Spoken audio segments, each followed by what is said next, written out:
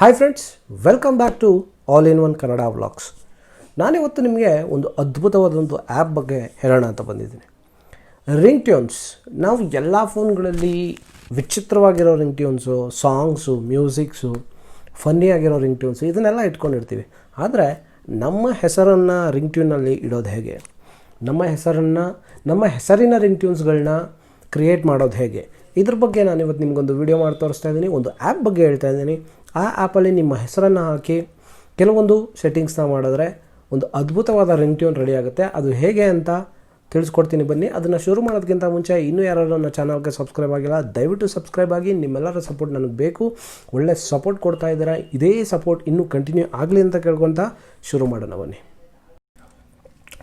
ಪ್ಲೇಸ್ಟೋರ್ನಲ್ಲಿ FDMR ಅಂತ type ಮಾಡಬೇಕಾಗುತ್ತೆ. ನೀವು FDMR ಅಂತ ಟೈಪ್ ಮಾಡಿದ್ರೆ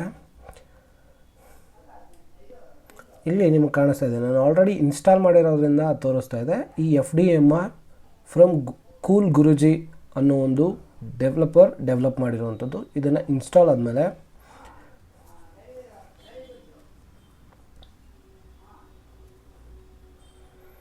ಓಪನ್ ಮಾಡಿ,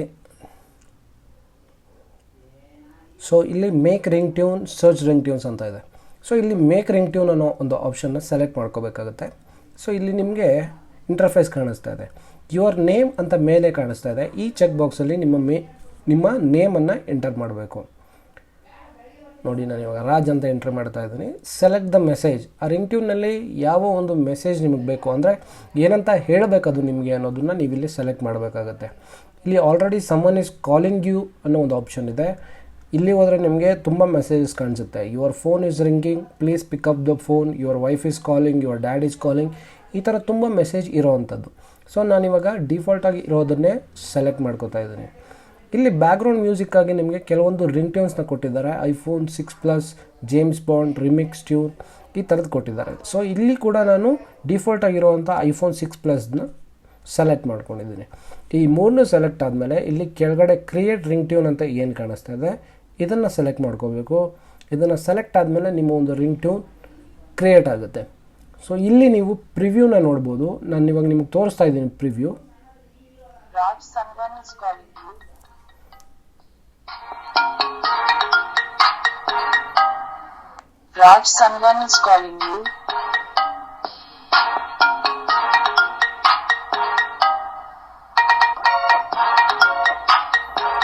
ಸೊ 15 ಸೆಕೆಂಡ್ಗಳ ಕಾಲ ಈ ರಿಂಗ್ ಟ್ಯೂನ್ ನಿಮಗೆ ಕ್ರಿಯೇಟ್ ಆಗುತ್ತೆ. ಇಲ್ಲಿ ನಿಮ್ಗೆ ಹೋದರೆ ನಿಮಗೆ ಡೌನ್ಲೋಡ್ ಆಪ್ಷನ್ ಸಿಗುತ್ತೆ. ಇಲ್ಲಿಂದ ನೀವು ಈ ಒಂದು ರಿಂಗ್ ಟ್ಯೂನ್ನ ಡೌನ್ಲೋಡ್ ಮಾಡ್ಕೋಬೋದು. ಸೊ ಈ ರೀತಿಯಾಗಿ ನಿಮ್ಮ ಹೆಸರಿನ ರಿಂಗ್ ಟ್ಯೂನ್ಸ್ಗಳನ್ನ ಈ ಆ್ಯಪ್ ಮುಖಾಂತರ ಕ್ರಿಯೇಟ್ ಮಾಡ್ಕೋಬೋದು ಅಂತ ಹೇಳ್ತೀನಿ ಸ್ನೇಹಿತರೆ.